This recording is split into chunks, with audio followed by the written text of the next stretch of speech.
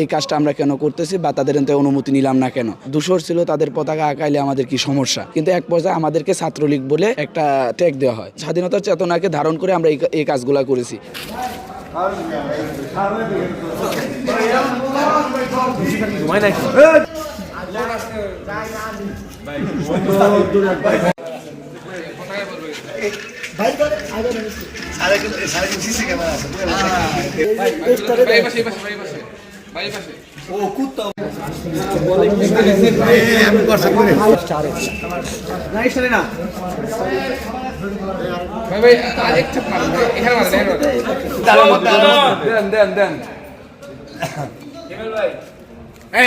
আমি পাড়া দেবো।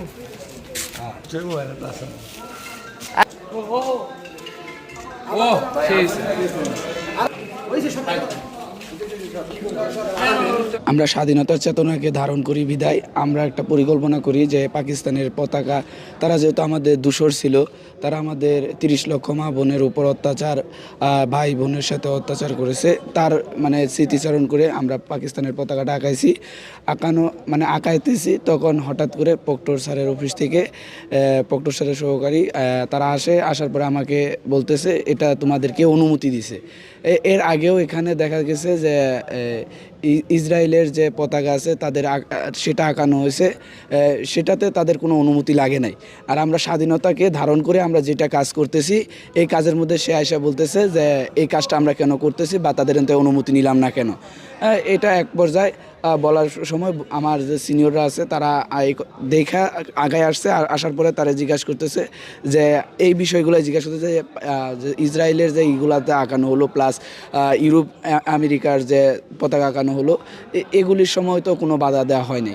আমরা কেন স্বাধীনতার সময় এই স্বাধীনতার যে দূষর ছিল তাদের পতাকা আঁকাইলে আমাদের কি সমস্যা, এটা জিজ্ঞাসা করাতে তিনি এটাকে ইগনোর করে আমাকে বলতেছে তুমি আসো, তোমাকে বিসি স্যার ডাকছে, আর প্লাস হতেছে উনি বলতেছে যে আমাকে বহিষ্কার করবে, এরকম একটা আমাকে হুমকি দেয়। তারপরে আমাকে নিয়ে টান দিতেছিল, তখন আমার সিনিয়ররা তখন সবাই আমাকে আটকানোর পরে একসাথে স্লোগান ধরে। এক পর্যায়ে তারা আবার এগেন সেখানে যাওয়ার পরে সেখানে ওই আলসুন্না আমাদের ভাইয়েরা বা ইয়েরা তারা আসছে। আগানোর পরে এক পর্যায়ে ভাইরা বলতেছে যে এখানে পাকিস্তানের আঁকানো হচ্ছে আমাদের স্বাধীনতার চেতনাকে ধারণ করে। সব মশার বিরুদ্ধে সুরক্ষা দিতে এলো বসুন্ধরা এক্সট্রিম অ্যারোসল, মশার বিরুদ্ধে এক্সট্রিম সুরক্ষা। এখন তারা বলতেছে এখানে কিসের জন্য পাকিস্তানের পতাকায় আঁকানো হবে, তারা সরাসরি এই প্রশ্নটা তুলে। তারপরে বলতেছে যে এখানে ইন্ডিয়ার আর প্লাস হতেছে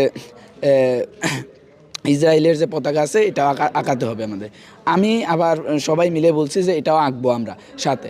এক পর্যায়ে সে বলতেছে পাকিস্তানের পতাকা এখানে আঁকানো যাবে না। এই কথা নিয়ে তারা কথাটাকে আরও বাড়ানোর পর এক পর্যায়ে তারা এদিকে আসা আমাদের সাংবাদিক যে ভাইরা আছে তারা তাদেরকে বিভিন্ন প্রশ্ন করতেছে যে কিসের জন্য আঁকতে দিবে না প্লাস এইগুলি। তারা তাদের প্রতি এইগুলি প্রশ্ন করার পর তাদের প্রতিও চড়াও হয়ে যাওয়ার পর এক পর্যায়ে প্রক্টর স্যারের যে প্রক্টর স্যার আছে তারা আসার পরে আমাদেরকে এক সাইড করে নিয়ে যাওয়ার পর তারা এখানে কি সামঞ্জস্য পালন করছে জানি না, কিন্তু এক পর্যায়ে আমাদেরকে ছাত্রলীগ বলে একটা ট্যাগ দেওয়া হয়, প্লাস বামপন্থীও বলে ট্যাগ দেওয়া হয়। আমরা আসলে স্বাধীনতার চেতনাকে ধারণ করে আমরা এই কাজগুলো করেছি। আসলে আমরা ওই ছাত্রলীগ বা আমরা ওগুলি চিনি না। আমাদের মূল উদ্দেশ্য হচ্ছে স্বাধীনতা। আমাদের বিজয় হয়েছে, এই বিজয় মাসটাকে আমরা যাতে ভুলে যেতে না পারি বা ভুলে যেতে কেউ যাতে না চায়, এর জন্য আমরা এই কাজটা করছি। কিন্তু তারা এক পর্যায়ে এমন একটা মনোভাব বা সব কিছু দেখালো যেন তাদের গায়ে লাগতেছে। তারা মনে হয় যে তারা ওই পাকিস্তান আমলের কেউ ছিল, তাদের বংশ বা তাদের সব কিছু তারাই। প্রক্টর স্যারেরও তাই তাদের ভাবমূর্তি দেখে তারা মনে হচ্ছে এরকম। তাকে প্রশ্ন করা হয়েছে আপনি কি পাকিস্তানকে ওন করতে চান নাকি, সে এটার কোনো প্রশ্নের জবাব তো দেয়নি। তারা বলতেছে যে এখন এটা থাক, আমরা পরবর্তীতে কালকে। আমরা দেখা যাচ্ছে যে আমাদের বৃত্তি নিয়ে একটা ঝামেলা চলতেছে।